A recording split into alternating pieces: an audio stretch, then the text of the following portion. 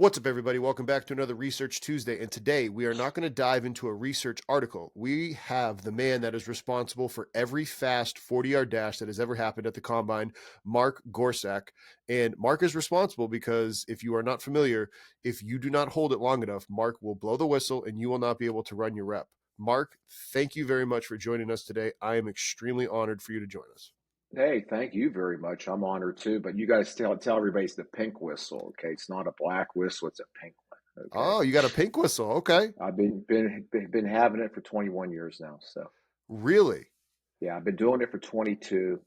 Former GM wanted to kid me around and said my whistle wasn't good enough. They had a P on it, and it was black. And he sent me whatever at Fox 40. I was about to ask. Every strength coach wants to know: is it a Fox 40? It's a Fox 40, but because he wanted to kid me around, he sent a pink one. Oh, And really? he didn't think I was going to use it, and I've been using it now for 21 years. So that's the nature of the pink whistle. Some people said I should start a bar and call it the pink whistle. That's actually a great name, and joke's on him because he tried, poking you, and you're like, oh, really? Now the joke's on you. Hey, I wrote him a kind letter and all that stuff, and he called me up. He goes, "You SOB." I said, "Man, you started it." So yeah. That's awesome. Everybody that's listening, we were talking off air and we spoke last week. You're from Pittsburgh, though, like the Steel City, super tough. And I heard your background and who you are from the episode that you sent me. Can you give a brief introduction because you've been around the block and your intro will help lead the questions that, I kind of have for you about your upbringing as a scout? Well, hey, my dad was a U.S. steel worker, grind all his life in the mill. My mom was a waitress, and if I can tie a train into it, it'd be a great country and western song. You know what I mean? Yeah, you could. But I started out, I'm a still working kid, and I coached for 16 years from high school, small college, Division III, 1AA arena football, and network, and got into the National Football League, the Steelers. But I'd lived so many places. You know how it is through football. Yeah. Sometimes you don't have a resume, you just have a map of the United States, and you go, yeah, I lived here, here. Lived here twice. I really liked it here. That type of thing. So I'm a common guy. I'm a grunt, and I was born. I didn't have a golden spoon or a silver spoon. I was more like a plastic spoon or a spork. Okay. So it just paints hope for everybody that they can make it too. If I can make it, they can make it. And God shined His light on me so many times that I've been to 4 Super Bowls, won 2, made lifelong friends every place I ever lived, and I lived a lot of places. And one of my biggest claims to fame is I made Joe Montana famous. Really? How'd you do that? I was this high school center guy. Be nothing without me. You're right. You're the one. You're making all the checks too, and if you didn't get him the ball properly, he wouldn't be able to do it. It was Daniel Jeremiah, Bucky Brooks on their podcast. I can't think of the name of it off the top of my head, but they had Joe Montana on there, and they're former scouts. Okay, Move the Change is the podcast, and they said, Joe, we'd like to give all your accolades, but we'll run out of time. But we have one pressing question as former scouts. Was Mark Gorscak really your center, and was he any good? And Joe had the right answer. He goes, yes, he was, and yes, he was good. That's awesome. I laughed. I was running 4 miles, and I just listened to the podcast just to hear what they were going to ask Joe, and that was the first question. I almost I could have went to the bathroom in my pants laughing so hard, but I had to finish my 4 miles. So yeah, and you and I were talking last week. Like you run, everybody listening, he runs 30 miles during the week. But it's 20 miles. Sorry, maybe sometimes a little over that. And I try to run 5 days a week, and I do kettlebells 3 days a week. And this is what 67 looks like when you take care of your stuff. Dude, so, I mean, you look fantastic for 67. You should be proud of yourself. Yeah, I couldn't pass the NCAA, NFL drug test. I'm so supplemented up, so I'm okay. Just make sure it's NSF certified, and you'll be good.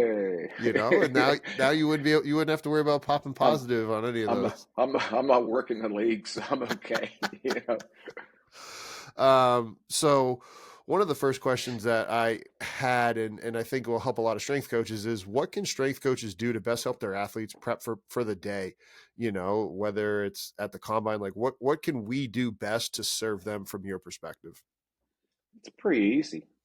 teach them how to learn how to do the drills correctly and don't cheat them. That's the biggest thing. You see all the time, every workout, pro days, combine, whatever. Some strength coach figure out the angle to the 3-cone where he had them do different angles to go ahead and hit the turn to go around. And it was like, really? We want to see change of direction, not these angles. And it's like, okay, where'd you learn that? Oh, my trainer taught me. Well, obviously, when you're doing these angles, you're covering more ground, so I can't understand how you're getting a better time. Just learn how to do the drills correctly. It's like, short shuttle. They're all taught what? To lane, put their middle finger down, not their hand down. It's like, come on, man, just do the drill Just touch the correctly. line. I didn't know that. Yeah. Well, you know how it is. We're creatures of habit, and we have historical data based upon doing it correctly. And some of these strength coaches or trainers, they decide, well, we're going to figure out how to cheat the drill. Well, why don't you figure out how to do the drill correctly? I had one strength coach. He was slick as all get out. I don't want to mention the school or the guy, okay? But I'm going into the indoor to go meet with him, and him and his assistant are teaching how to do the short shuttle. And I'm watching it. I'm like going, hey man, this is pretty slick. What they're doing is they have to touch the line, okay? And so what they're doing is they're putting their foot on the line and then reaching down, touching their toe or the side of their foot. And it happens so quickly, it gives you the appearance that they're touching the line, but you're really touching their foot because it's more of a natural motion, okay? It's easier to go ahead and go down the side of your leg and touch. Yeah. Okay. Then it is to touch the line. Yeah. And I'm like going, man, that's pretty clever because they were doing this, because you do it so fast, it gives it appearance that they touched the line, but they were touching their foot. And it was easier because it's a natural motion because your body's in line with that. Okay. And I said to him, hey man, that's pretty clever. He goes, what? How you're cheating that drill? He goes, I'm not teaching cheat the drill. I said, I just watched you. Yes, you are. Then the 42, people don't understand that, and it's it's online, for God's sakes. You could YouTube me here in the instructions. Mike Weinstein from Cybex Sports, he has it on Twitter. I did it. I did 2 takes for him. The first take I did was perfect, except he had it on photo instead of record, and then the second one he had it on record. But that's online too, so everything's there. And also the 2 lines at the combine. The first line's 4 inches. The space in between is 4 inches, and the second line's 4 inches. So it's 1 foot. So for you strength coaches out there, you want to know what the distance is for the lines. 4, 4, 4 equals 12. That helps you out because it's just a matter of getting it right. And with proper training, and I'm seeing more and more proper training now than I ever have in my entire life, which is really, really cool. Yeah. Where they're actually learning to stay in for 3 seconds. Good. The DBs and the wide receivers in the old days were so jumpy with it. Now they're the best ones. That's awesome. Oh no, I had wide receiver group 8. I put it on Twitter. They had a ton of hits. They were perfect. I never blew a whistle. I saw you post that. Yeah, you were like, hey, it was awesome to see, like, perfect group. I never seen it before. That was the first time in my 22 years of doing it. It was like, wow, man. So the strength coaches, my hat's off to you. You're getting a lot better at teaching things correctly. That's awesome. And yeah, I mean, I was very privileged to have learned from Coach Doyle on how to, run the reps and do the reps. And it was the same exact way that I taught all my athletes, at Towson afterwards. So any of you coaches out there listening, yes, learn how to just do the drill. Don't because here's my follow-up question though, to the touching the foot thing. Like, did they actually get away with it? Or how did that, what was the end story to that? No, not with me anymore. Because it's like, why not just touch the line? Do it. And I told people too, I said, hey, man, here's what they're doing here. And they go, I said, watch. And then people start catching them and they, hey, man, you got to touch the line. You can't touch your foot. And that's another thing too. Why were they teaching that day? Because especially nowadays, this is just hyperbole talking out loud, but with how many, student athletes are not playing in their bowl games, it's like, you've got a whole extra month to prep now. You shouldn't worry about all that. Just, run it, do it right. I know, but everybody tries to figure things out. We're a society of round cookie cutters. In other words, we're Oh, going to cut corners. yeah. Give me the guy who still uses the square cookie cutter, because I know he's doing it correctly. Like I All said, right. too many round cookie cutters now. Fouling off the first one, how can strength coaches best interact with scouts when scouts are visiting or when they're on pro day? Like, what's best practice? And I have a follow up to that after you answer that first one. Yeah, it's to be as truthful as they can, and sometimes you're limited by the head coaches and also by HIPAA laws. Some head coaches don't want you to know what their players are really like. They're trying to protect them, trying to shield them. But you're going to find out in the long run anyway. Because if you become, if you develop relationships within the building itself, okay, people will tell you the truth. Taking a quick break from the show to talk to you about our newest sponsor, Hawkin Dynamics. Hawkin Dynamics builds and designs software and hardware for coaches, athletic trainers, sports scientists, and everybody in the high performance department. Most notably, their use of their force plates with the ease of transportation and ease of use. Not only did I use them when I was at Towson, but I've used them when I've moved back here to Iowa with Tucker at Goldfinch. So check out Hawkin Dynamics in the link down below. Now let's get back to the show. They may not say it in a group setting, but they may pull you aside, or you may see them in practice. Hey, let me really tell you, okay, because you built that relationships, and that's really important. It's like Tommy Moffitt. I'm sure everybody knows Tommy. He's one of the greatest of them all, in my opinion. I used to have a sign on his door. Okay, right. He had big picture window, so you look out into the weight room. He had a little whiteboard there. He goes, "Scout, NFL scouts, I will not talk about the following players." And he would list names on there. Sometimes it was one, sometimes it was 4 or 5. You take note of it. Most of the time, it wasn't an NFL prospect, but they were young guys trying to educate them about, hey, man, I'm going to tell the truth. I'm going to put your name up here. Do you want your name up here? It's particularly if it was a junior and that time period, it was sketchy about them coming out and all that stuff. Now it's more prevalent, it's easier, and everyone talks about the juniors now. Yeah. But Tommy would have that out there, and some of the best strength coaches out there. When I was scouting, and I just recently retired, I call it a graduation though, because I'm continuing doing things. I'm going to do the Big 12 Pro Day. I'm leaving tomorrow for that because I helped that out, and I'm going to do the 40 there. And I did the Senior Bowl in the fall, but Tommy's one of the best. Kevin Yoxel, Yeah. and we was at Auburn and several other stops. He was super to work with. Matt Ballas from Notre Dame, Mississippi State. Ben Herbert, Ben's really good in Michigan. Now he's in the league at Chicago. Garrett Guillemot for us, the Steelers. And what made all those guys unique was that they were truthful, but you could talk to them about training. They were creative, about spirituality, about life, and I really like talking those subjects. And you could talk with them about that. So and you could tell they were doing it with their players too, to gain trust. And I think that's important. That you just can't talk about ball all the time. You got to have other passions. You got to figure these people out and vice versa. And I want to share my life, and they want to share theirs. And I think it's really cool. And that's how you develop the relationships within the unit, within the groups. So, that's just me. That's How something about I believe in. on pro day when scouts come in? When I was at Iowa, and I don't know what it is like now, but as the strength staff, Coach Doyle was running the drills, and we were helping set up. But is that the norm? Should strength coaches expect that the scouts are running the drills? Like how does it normally work, and what is best practice to recommend to all of our listeners out there? Usually, scouts run everything. If the strength coaches can have all the equipment ready, and don't, and, we're creatures of habits. You can measure out the 40, we're going to measure it. Yeah. It's kind of like, okay, that's pretty redundant, but we, creature of habits.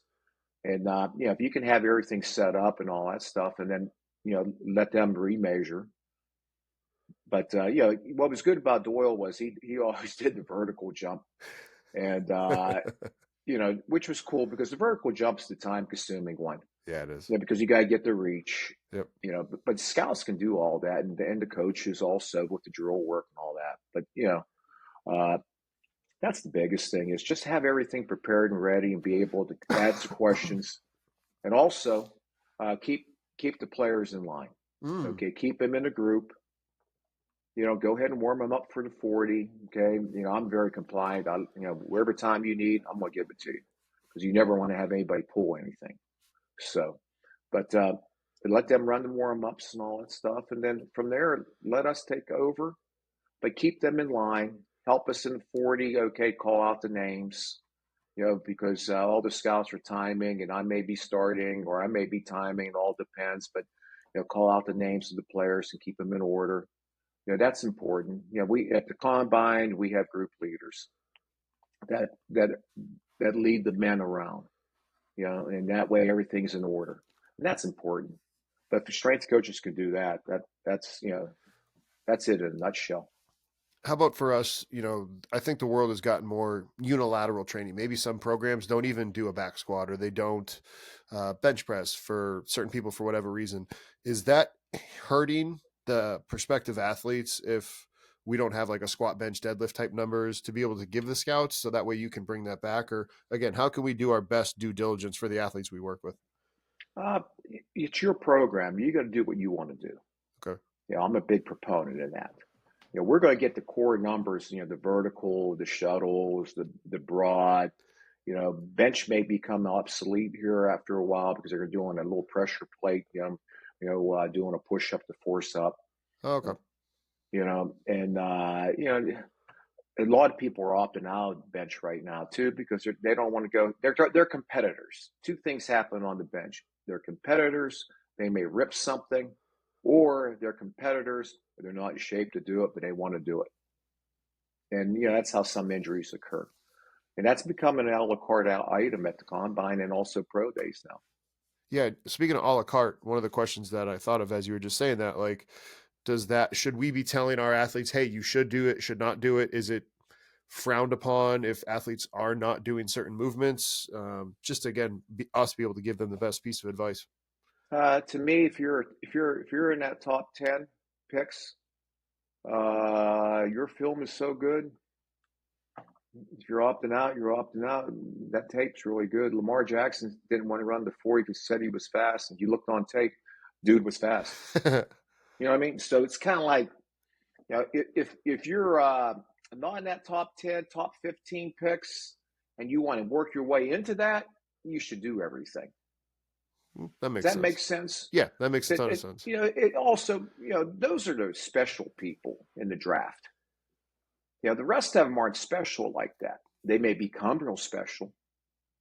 The TJ Watts, pick 30, Yeah. defensive player of the year. He just won another award a month ago, the 101 awards. He was defensive player in that, but he's been defensive player of the year, sack leader and all that stuff. He was a 30th pick. So that's different, isn't it? Than being a top 10 pick.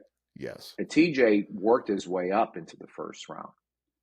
And there's other examples of young men that need it. Marshall Neal, and I cited that example on the other pod that you listened to. Everybody had him as a free agent coming in of Western Michigan. I was scouting for the Senior Bowl, and I'm watching the first three tapes. And the first game was against St. Francis, PA, but he just dominated. Just one double A, he should dominate, but he killed everybody. And he scored a touchdown as a short yardage fullback, for God's sakes. Huh. And then in the next game, he was lights out again. I forget who it was. It was the division, a Power 5 team. And then he had another one. I told Jim Nagy about him. And Jim goes, well, he doesn't have many stats. It's Pro Football Focus, Greg, which I don't believe in anyway. But it helps you sort the tape out, though. Gotcha. It's really good for that type of stuff. And I said, hey, man, disruption is production. And that dude played his way into probably a third rounder, in my opinion. I'm hoping he goes higher. I'm hoping he goes in the third round, but he's going to get drafted. But, that's something. He had to go ahead and perform at the combine. He had to go ahead and perform at the Senior Bowl to get up that way. The Toledo corner, Quinion Mitchell, I believe that's pronounced his name, first rounder. But he had to go ahead and participate and do everything at the combine to ensure the fact that he can creep into the first round. Now you see all these mocks. He can go anywhere from 15 to 20 now. Wow. So whether that happens or not, it's a mock. Yeah. I know they They do it for. I know those mock analysts. They do it for a living. I just do it for a hobby. I get that too. Trust me. But those people need that type of stuff. They need to do everything. And at the pro day, you need to do everything because you need to go to combine to go ahead and participate and show your skills. Pro day, you better do everything. You can't be that dude. I don't want to run the 40. Why not? You know, you need to go to combine. You think, how high you think you're getting drafted? But sometimes young men get bad advice. Ooh. And that just, you better have good mentorship. You better have a good agent. You better have a good strength coach. You better have a good position coach. You better have a good coordinator. You better have a good head coach to advise you. You better have good parents. You always got to realize it. We're in the age of social influencers, right? Yeah. It's usually some hot chick or whatever, or some guy with some crazy thing to do. But the bottom line is the greatest social influencers of all time are still the same people. It's the person who raised you, your parents, whoever that may be, your grandmother, your auntie, whoever, because today's parental situation now, it's all different. You may have two, you may have one, you may have an aunt, you may have a grandfather, you may have a coach. That's the first one. Teachers, preachers, and of course the coaches.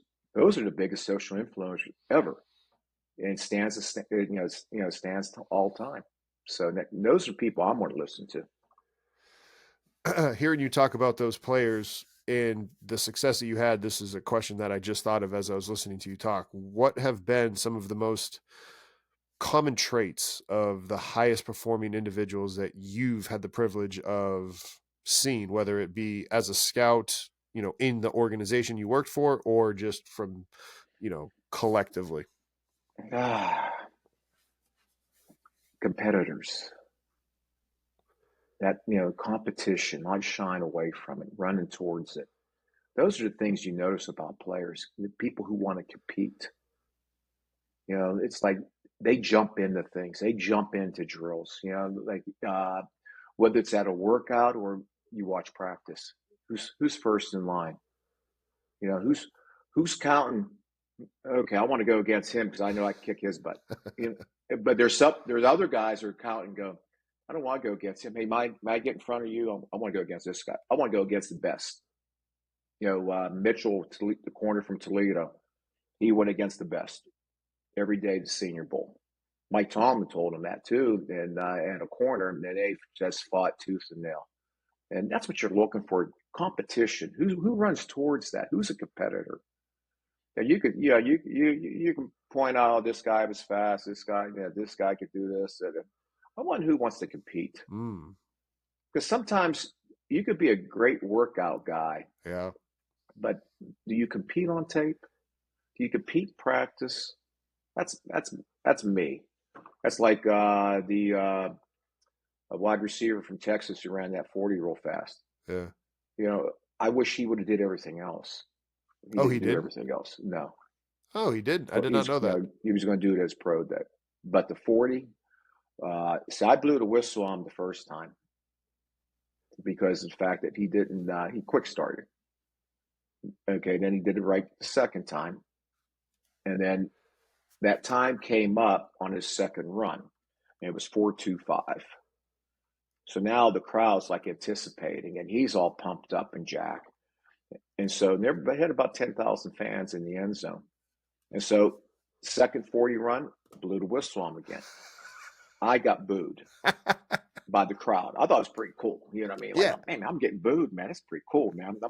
I'm telling the table next to me, Mike and his wife to have the laser timer and the handheld starter and the guy from NFL Network. Man, that's pretty cool. I'm getting booed. And then when he took off, the sensation from not the start, because a lot of people build the speed from that 20 to the 40, and we timed the 10 and the 20, then the 40. I wish I would know what the 10 to the 20 was, because that was when he burst. And it was a sensation I've rarely ever seen. I was like, wow, that guy's fast. And there's a couple seconds delay, and I can look up on the scoreboard because they're showing it up there too, live for TV. And I saw that 10 to the 20. I went, wow, that was something else. And that was a great experience. And for you strength coaches out there, uh, when you watch the tapes of a person running the 40, count how many steps he does it in. Yes. And, fast guys do it between 18 and 22 steps. What's up, strength coaches? Want to take a quick break from the show to talk to you about our sponsor, TeamBuildr. TeamBuildr is your one-stop shop for online training platform needs as a coach. With TeamBuildr, you're going to be able to program for your athletes whether they're in person or remote. Using TeamBuildr, not only will you be able to program for your athletes, but there are special features such as the leaderboard and locking training with wellness questionnaires. With the leaderboard, you can have an exercise performed that day, whether it be a lift, a sprint, or a jump, and scores can be updated in real time and projected on a TV in the training. Wellness questionnaires can be used at the beginning of training, and your athletes will have to fill them out prior to being able to train. This ensures that as a coach, you're being able to collect quality data before the athletes train. So, if you're interested in TeamBuildr, click the link down below and find out more information. Let's get back to the show. Some guys are short steppers. I get that too. Some guys are ground pounders and all that stuff. I'm sure those are terms your audience can relate to. But Kelvin Johnson was close to 6'5", and he did like a 4.39, 4.3, whatever it was, 4.34. I can't remember that time period because that was a while ago. But I took the tape afterwards, and he looked so smooth that he looked slow. Because you know how those long guys, they look slow. Yep. Mike Evans, I kept telling Kevin Colbert Mike Evans is fast when he played at A&M. He goes, oh, no, he's not that. And then he ran like a 4.39. He goes, hey, I got to apologize. He was fast. But those tall guys, those long striders, they run so smooth, they look slow. Yes. Okay, so Kelvin did it in 18 steps. A couple years later, we had this these three young dudes. They were like MIT or somebody. I don't know where they were from, but they were doing some type of force vector or something and all that stuff. So they had a table set up, and it was behind the wall, so you weren't in the way. And I told them, hey, you guys sit down. Can't move during the run. And I said, what the heck are you guys doing anyway? They go, well, we're doing force vector, this, that, but you wouldn't understand. Oh, okay, sorry. I'm dumb. Sorry about that. Yeah, what was that for? There's no need for that. And I said, you ever count steps? They go, why would we count steps? I said, all I know is that, fast guys do between 18 and 22 steps. So we had Dree Archer. He ran really fast. Yeah. And we drafted him. He wasn't very successful in the National Football League, but he was fast. Well, he did it in 18 steps, and he's only 5'8". Calvin's 6'4", 6'4" plus, and he's 5'8" and a little bit of change. So when that whole run was done, these three guys come up and goes, he did it 18 steps. He did it 18. I said, because they were filming it too. I said, well, who did it in 18 steps? And he goes, Dree Archer. So, strength coaches count steps in the 40. See how, fast guys, 18 to 22 steps. That's all I know. Mike Boyle has been saying that actually for quite some time now, because I remember reading that when I was either at Harvard, helping Coach Frazier with his athletes for Pro Day, or it might have been when I was but I specifically remember Mike Boyle talking about that for a while now. So strength coaches, this is accurate, and he's right, because if you're putting more force into the ground, right, it's stride length or stride frequency. And if you're putting force into the ground, it is that simple. You don't need to go and get all these different gizmos and gadgets and insult people like Mark, saying that you wouldn't understand. Like, what is that about? I'm wondering if I told Mike that. You might have. It might have. And here's the thing with Mike, because I remember he said this before. He's like, listen, if somebody has an idea, or if I steal something from them, he goes, I give them credit for 2 weeks and then it's mine. So he might have given you credit for 2 weeks, and then he might have just stole it and said, all right, it's mine now, Mark. Sorry. Knowledge is supposed to be shared, so I'm cool with it. So, can you educate us on the different level of scouts so we can know? So that way it's we're not that you treat people differently. That's not why I'm asking this. Oh, you're a low. No, I'm not saying that, but just to better understand the demands of the scout where, okay, maybe I've heard the word blesto. I don't know what that means. Regional, like all those different words, just so we can understand the workload better. So that way we can relate to the scouts better during the process. Well, the people who come visit, particularly if you're a school with a lot of prospects or top 10 prospects, there's still general managers out there that go out and scout. Kevin Okay. Colbert used to go out and scout when he was our general manager. Now there's a new trend where they don't leave the office and all that stuff except for pro days. But there's a lot of general managers still scout. Okay, then you may have the director of pro personnel because your school might be near a city that he's going to do the advanced scouting for a pro game. So they try to let those guys see some of the college guys so you can make a comparison, create the data bank or keep their data bank fresh with young versus the pro players. Okay, plus you get another set of eyes, and he's experienced. You'll have college directors who are going to look at all the top guys across the country. Okay, you'll have national scouts, and usually there's several national scouts, and they're more like some may have half the United States, west of Mississippi, east of Mississippi, north, south, or however they decide to go ahead and do it. Then you have the area scout that you see on repeat offenders are going to be in every year. Yeah. Then you have the combine scouts, and that's national scouting and Blusto. And what they do is they're the people in charge in the spring that do your junior pro timing day. They create the list for the fall. Blusto's an acronym used to stand for Bears, Lions, Eagles, Steelers Talent Organization. Then it became Blusto V. And now some of those teams aren't involved. The Eagles aren't involved in it anymore. Steelers are still involved in it. Okay, Lions are still involved in it. Vikings are still involved in it. But and then the national scouting, they also put on the National Invitational Combine one in Indy. Okay, but that's kind of like they're two entities, but the same people involved. But they start the list for the fall for the area scouts and everybody else in the entire organization, just so you know what you're dealing with. And then if you're a smaller school strength coaches and you only have like maybe 4 scouts show up, 2 scouts show up, 3 scouts, there's a thing called ATP. All 32 teams belong to it. It's called Association of Talent Professionals. So if, say, you only have 2 teams show up, one's designated as ATP, and they're going to give all that information to all 32 teams because you can't be everywhere all at once because there's so many pro days. Yep. Does that make sense? Yeah, that does. So don't feel like you're getting slighted. It's just that you don't have that many prospects or not that high enough prospects. And we're going to share that information because everyone can't be everywhere. So, yeah, no, that makes a ton of sense in helping because we have a wide range of listeners, whether we have Division 3, Division 2, Division 1, 1A, 1AA. So we've got the whole gambit of coaches. So that's information that can really, really help a ton of coaches out there. Yeah, and they have that college relations site. I had one young man call me up and he goes, "Hey man, no, we don't have anybody coming to our pro day yet." And I said, "Well, I'm not working for the Steelers anymore, but I'll help you out." And I said, "Did you put it on the college relations site?" He goes, "What's that?" I said, "I know you have. It's someone in your office or someone who was doing it left, didn't tell anybody." So I told him call up the NFL offices, get on the web, get the passwords, get on the website.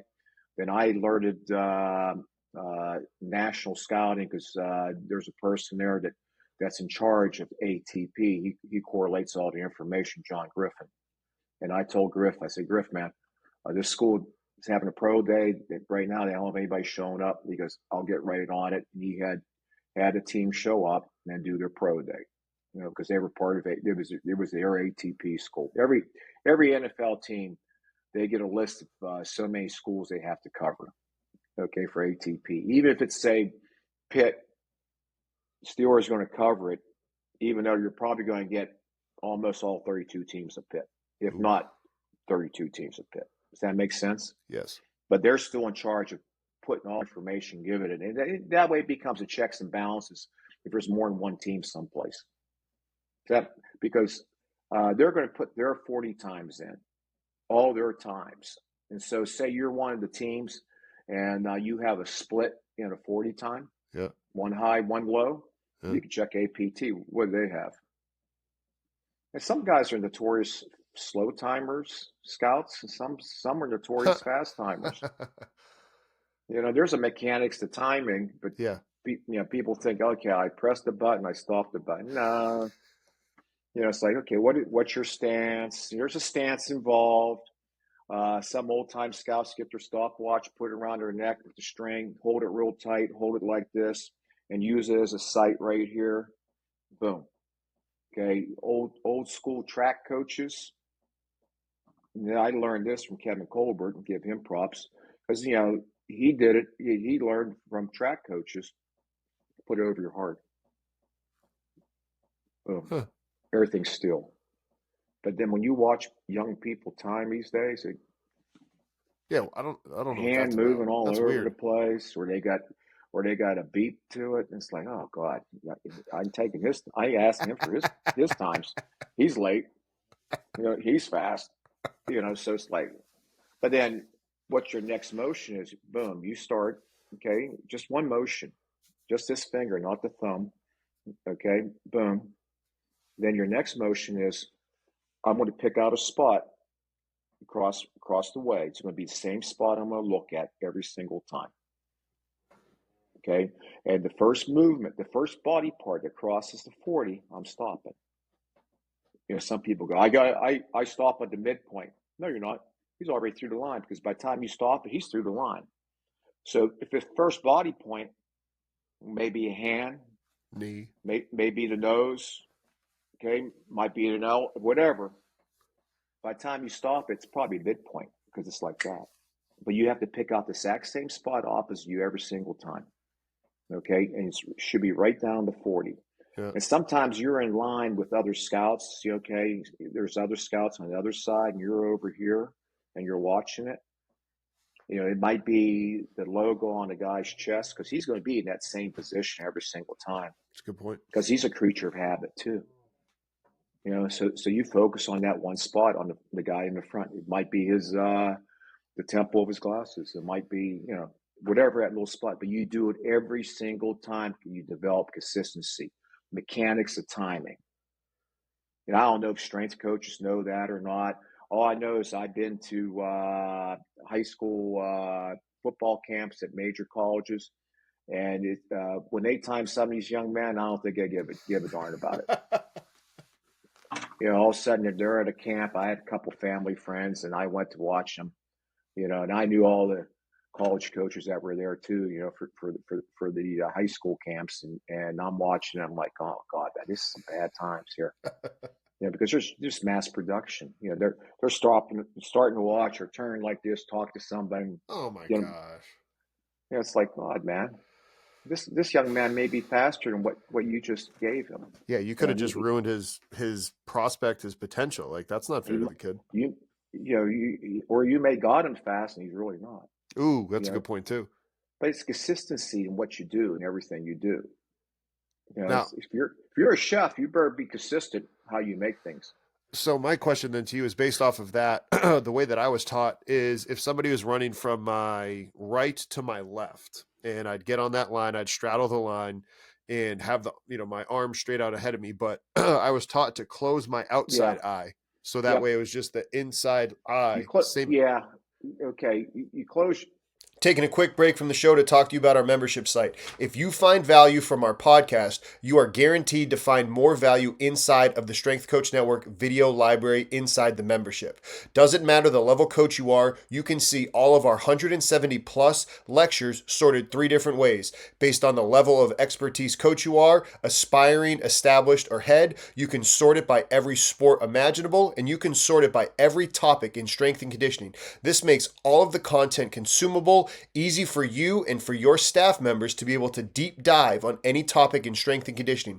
Click the link down below to try the site out for 24 hours for only $1. Then your membership turns into a monthly membership where the price is less than $30 a month. For $29.99, which is less than going out to dinner by yourself, you have access to all of this content. Click the link down below. You keep your outside eye okay, the inside eye, because Oh, what that's what it happens was. That's is, what it was. Yep. yeah, okay, because peripheral vision, I can't see it to right here, so my margin of error getting distracted is here. That's a good point. Okay, here you can see your hand way out here. Okay, and then the other thing was back in the old days too. Uh, Agents used to tell the players to run close to the guy as possible, give them the flinch. I forgot to add that part of mechanics of time. I'm glad you brought that up.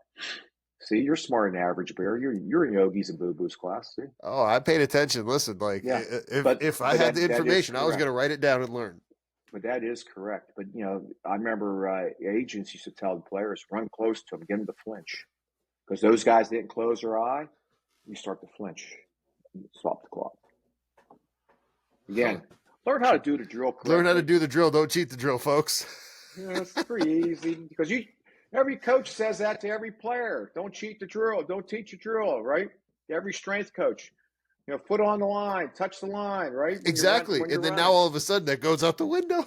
Yeah. That's a great point. It's so stupid sometimes. So, yeah, I just shake my head sometimes, it's like, oh, I didn't even think about that. That's a great point. How about, so like you said, you did this for 22 years, 21 of them with the pink whistle. The 40, yeah. Yep. So you've seen tons of trends. You've seen technology of different this and the different coaches and the athletes. Different stances. Yes. And, like some of them are so tight, and they have them lean forward like it's a hair trigger spring, and they can't hold the stance because they're leaned over the line. And back in the old days, Dion did some training, and he had them do. They were some of the best starts. This is a long time ago when Dion was doing it. Sanders. Yeah. Okay, prime time. And, when he was running it, or when he was like training people for it? He was training some people, and really? Their stances were on point. They had their body weight, they were balanced, and they were really good. But now everyone's getting training, and for the most part, the training's pretty consistent. Some people still lean over the line yet and can't hold it. And some people are just hyper anyway, personality-wise. So I had one young man, he was so hyper, and he was hyper afterwards. It was like, they said, oh, you blew the whistle. I said, because you quick started every single time. I said, you didn't get your train. You got a trainer from Walmart, man. Start to Target or something, man. Come on, man, get better training. So, but that is fantastic. So like, so without going into too much detail, let's go ahead and say like, hey, make sure you're not doing 1, 2, 3 and like some general things you should be doing. We have a lot of listeners that are young strength coaches too, that this might be the literal first time that they're hearing this, whether they're an intern or a GA. So it's good for them to hear. And obviously for our older strength coaches that have been in the field for a while, what would you say top 3 to do, top 3 to make sure never to do? Oh, we already covered it. Just do the drill correctly. That's all. Pretty easy. Don't you want to do everything correctly in life? Yes. Yeah. Like I said, use a square cookie cutter that where you're not cutting the corners. And he already said it, everybody. Like you can go and literally see it on the X or the YouTube where like literally Zybex Sports has it on Twitter. I got the long snapper from Pitt Cal. And we did it because he was the only guy running it, and he came out early. And Mike, who does the laser timer, he travels around, does all kinds of stuff with all the high school camps and all that stuff, and he shows it to them. So it's on there. It's no secret, man. I want everybody to do it right. You want to never have to blow you never want to have to, like, you never want to blow the whistle. Like, no. And to everybody else, like I had this conversation with Mark when we talked on the phone. You might think it's like, oh, it's an easy job. It's like you are literally have a potential kid's livelihood in your hand to make, because they're, like you said, that kid at Texas, he only did the 40, right? And now everybody's talking about it. And I was the starter when I was at Maryland working with the Terrapins for 2 years. And like, you got to be fair. Like you can't, and you should be fair, right? But I'm just saying, like, human nature, it's like you can't just be like, oh, that kid from Texas, oh, he had that time. Like, the fact that you were like, yeah, cool, I'm gonna get booed, but like, I'm not gonna cheat this. Like, so A, kudos to you for that, but B, everybody else understand, like, this is not exactly an easy job. I'm not saying that you're just sitting back there like, oof. No, it's when they first put it on TV, and that was like my second year, and they go, "Okay, you're gonna wear this microphone." I'm wearing what? Yeah, I'm You true. know. And then there was cameras all over the place, and it was like, "Hey man, could you move over a little bit? I'm trying to work here." I had a camera by my foot. It's like, "Hey man, move over a little bit." Okay. I had a position camera guys, so they're not in the way. One time, a guy was delivering lunches to all the camera guys, walking down the middle of the 40. He had a pair of Beats on, must have been noise canceling. He's bebopping down, carrying lunches. I blew the whistle. He keeps bebopping. Finally, he's about the 20-yard line. I go, "Hey man, what are you doing?" "Jumping off lunches." I said, "No, you're not. We're non-union right now. Get out of here." "Okay, we're running the 40. Oh, I could tell stories, and you can Google things. I had some corporate bigwig one time. There's a little landing up there, and I try to keep that clean. The red coats there, the ushers are really cool. Okay, they're really good people in Indy. Okay, and they help monitor that for me. Corporate bigwig comes down there. He's all suited up. He's standing there and he's making noise. He's standing, got a cell phone on with his light on. He wants to record it. It's in my eyes. It's like, "What are you doing?" I say, "Hey, Instagram guy, you gotta get out of here." So that went big on Twitter, Barstool, all kind of stuff. But my stance, everyone makes fun of my stance because I Why? look What's like your the stance? Aren't you I just I leaning forward, sitting in a chair? no, I stand, I have my hands on my knees, and I look like the eye back in Nebraska eye in the dive option. Uh, and because I frame my hat over the player so I don't see anything above it, no distractions. That's awesome.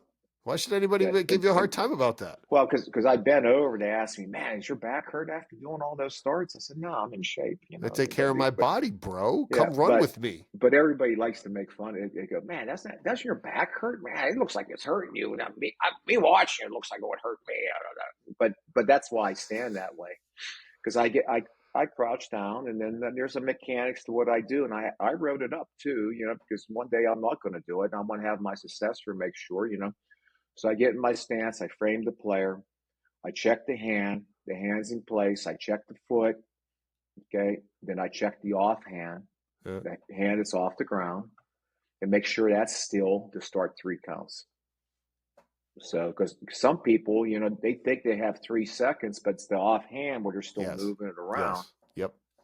Yep. I always tell them if I say offhand, it's the hand off the ground, and that's like I said, you guys can see that online. You guys can Google that stuff and find it and all that stuff. But there's a mechanics to that too. There's mechanics to everything, right? It's like I always tell young coaches. I said, "What's the first thing you teach?" And if they don't say stance, I said, "Yeah, I wouldn't hire you because everything goes from stance, right?" It really does. And like for me personally, what I've taught, and we've shared this inside Strength Coach Network in the membership site, but I put together a presentation on 40 pro day training, and I would do it where we would get 3 days of doing your start. We would do an acceleration day, a max velocity day for the 40, but you get extra practice work when you do your L drill of getting more and more work out of that stance because it is that important. Yeah, make sure you teach the right stance. Don't have them lean, okay? Put their hand down, not their middle finger on the line. Yeah, It's no, just like bend and touch the line. Like, and that's the thing too. The reason I put the webinar together is from everything that we taught at Iowa, we had, notoriously been you having guys were guys, always really good. You right? guys were Running the consistent L in drill everything and you did. thank you. Appreciate the kind Consistent in words. We everything you took did. pride in that. Like our guys, like even the big guys, like Logan Lee just recently, like, cause I know the technique is still the same. Like get to the L drill, the first 5 yards and 5 back, you should get there in 2 steps. And then Who the was the old Nebraska strength coach? Epley. Boyd. Yeah, Boyd. I caught the tail end of his career when I was doing Nebraska. And he had the best technique. Okay, he did everything correctly in the short shuttle. At that time period, we were doing just a short shuttle, and we had a 4 cone we did, which was a bad drill. Huh. But they were the fastest at that time period. Like you knew they were going to have outstanding short shuttles because he had it down. He taught it well. Credit to him. Of course, he was above. He was way ahead of his time. Yes. Back in that time period, talk about creative guy. He was the guy to start doing, videotaping motion and things of that nature too. And the players and form and he was way ahead of his time. But they were the fastest back in that time period. So I just wrote it down hearing you say that. It was a fort, like, I guess I didn't know that there were other drills that had been evolved. What were they? First question. Second question, do you see an evolution of getting rid of certain drills? Just hypothetically, 10,000 foot view. And if you're like, hey, I can't answer, that's fine too. We had the 4 cone where you were in a 3-point stance. You ran. And then I think it was karaoke, back pedal, and then turn, sprint. So boom, boom, boom, boom. Okay. And I had to run it my first year as a rookie NFL scout. It was me and Gary Smith. God rest his soul. He's passed away and all that stuff. And it wasn't a very good drill. And what happened was C.O. Mercado, and God rest his soul too, he invented the 3-cone. Quick break from the show to remind you to hit that like and subscribe button so that way you get notifications of when more content like this gets released. So click that like and subscribe button. And with that, let's get back to the show. And then everyone started adapting to 3-cone because it was a change of direction drill, more suited to football. And so that's how that evolved. Got it. And I still have an old chart from CO that, with what he had thought was superior times by position, but now it's obsolete now because through training and all that stuff, they're a lot faster.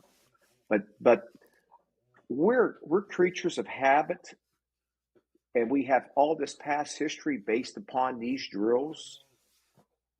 So will we change? No. Will we add some? Yeah. Oh, okay.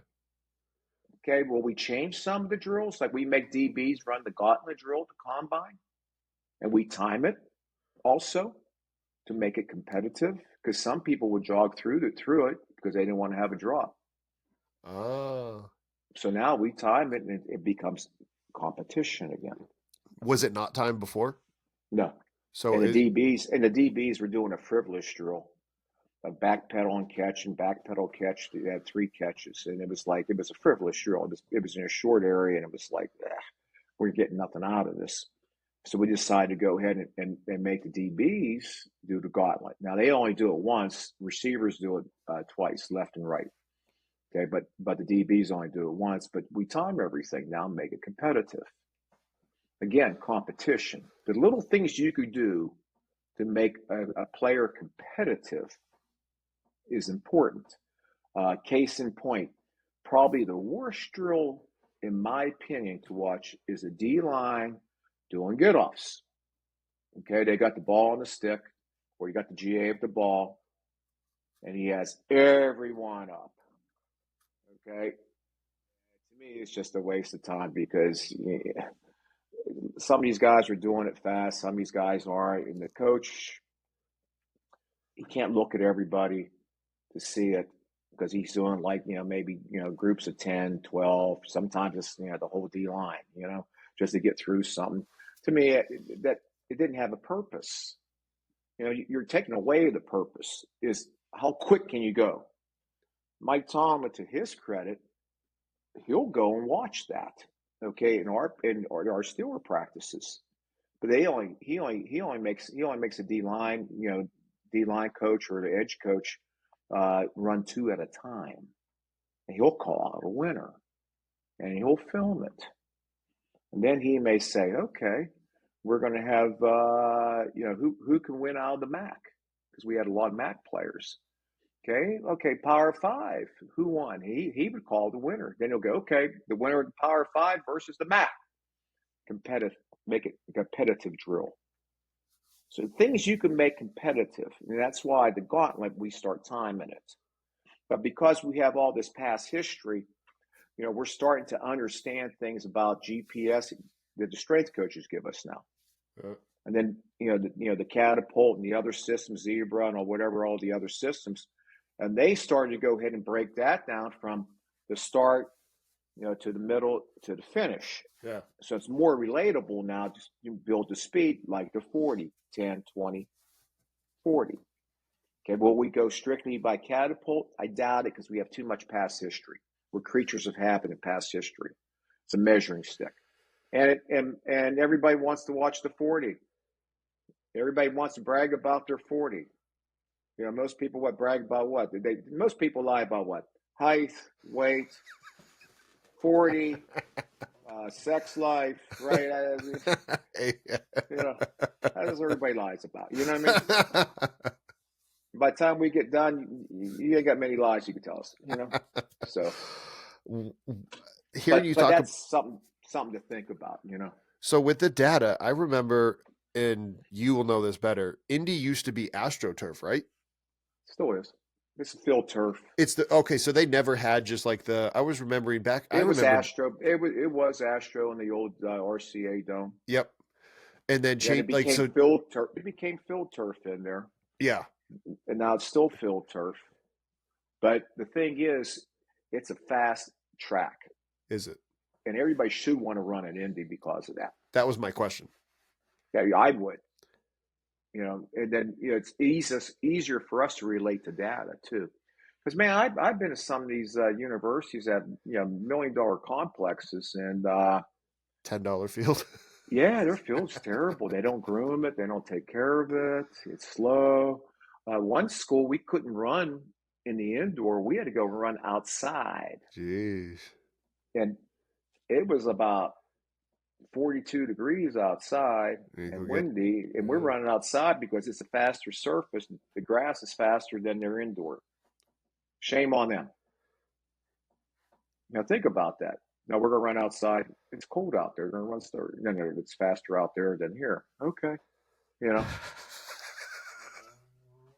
So, all this money you spend and all of a sudden you got bad turf, right? Or whatever synthetic surface you may call it. We're coming up on Indy's consistent. We're coming up on an hour here. And like you said, you're going down to the Big 12 Pro Day. And so we want to respect your time. What would be some kind of just closing thoughts to wrap this whole conversation up in a bow for, again, best advice for strength coaches that are listening to us? We have athletic trainers, physical therapists, anybody in this, team working with potential prospects to help them go to the next level. What is your kind of, one of the topics you sent me was the recovery modes. I think we need to touch on that because the nutrition, the sleep, the yoga, the cross training, like Ben Herbert, he has programs for each position that he does. So everyone, sometimes we do a blanket program for all people. Well, man, sometimes you got to go by position, okay, and cater to what they're doing when you're training them. Yep. I'm not talking about skill work. I'm talking about running, lifting, things of that nature. And if you start looking at these all-star games now, they got recovery rooms. They got better nutrition than they ever had before. I had worked the Senior Bowl and I saw the nuts and bolts what Jim Nagy does, and the food's much improved nutritionally wise. Recovery, they have rooms, they have people. I did the HBCU combine, and that's run by the National Football League. Robin Oman and his group, they do a great job with that. And they had a recovery room for all those athletes, which was cool as all get up. And they had good nutrition also, and, I think that's important. The recovery rooms, the nutrition, the specific training. And, I just think it's important that, we continue progressing with that. And that's what your group is doing. Yeah. You got to be creative. You got to go ahead and explore. You got to go ahead and research. You got to go ahead and learn. Everybody says sleep now is the big thing, right? And I try to get more sleep. So, sleep. I mean, sleep is absolutely huge. And we're actually, I've had a chili pad on my bed since COVID. I bought it when I got my stimulus check. And if you've never heard of it, all it is, it's a topper that goes on top of my mattress and it helps keep your bed cold. They partnered with Florida State because obviously it gets hot down in Florida. And I'll tell you what, that has definitely helped my sleep. And It's interesting to hear you say that about the different recovery, because you've seen a lot of it. You've seen the evolution of it. Like, because back Uh, in the day, people they didn't talk about sleep. They didn't talk about stretching and recovery, right? Like, you were soft if you did that, correct? yep. And then yeah, you start looking. LSU's always been cutting edge too, by the way. Yes, they have. Jake Flint and his staff have done a great job now, and Jake has talked with Tommy, and Tommy's come in, and now that they're going to be Well, competitors. and Jack Mariucci, the trainer, he's so ahead of his time. He just deals with sports science. And when they designed their new locker room, they got sleep beds. Like you could, their bench that they sit on to go ahead and change and all that stuff. You could pull it out. You could take a nap there, man. You can lay down vertically. Oh yeah, Just little things like that. There's just so many improvements, and some of these schools are on cutting edge of a lot of different things. And the bad part is the National Football League's not.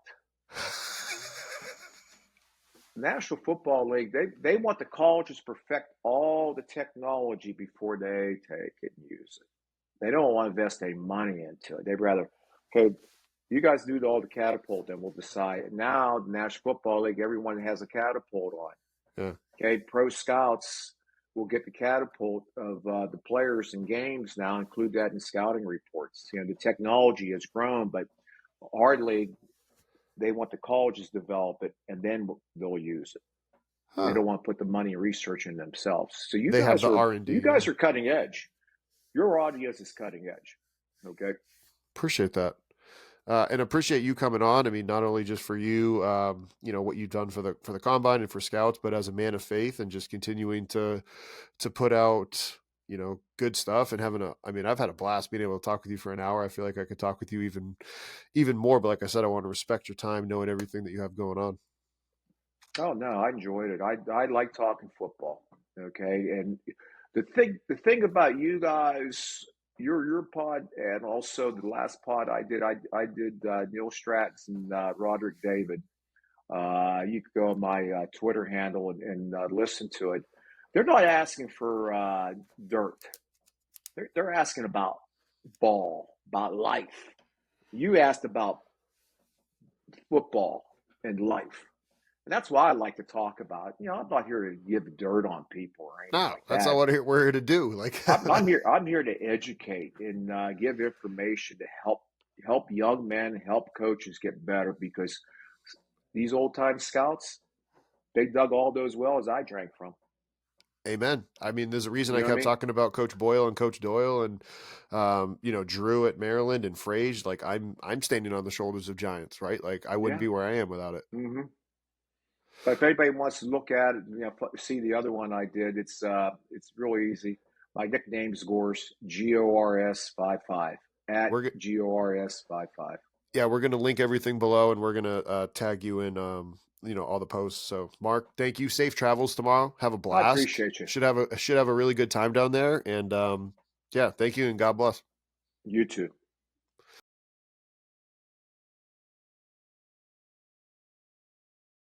Congratulations on making it to the end of the video.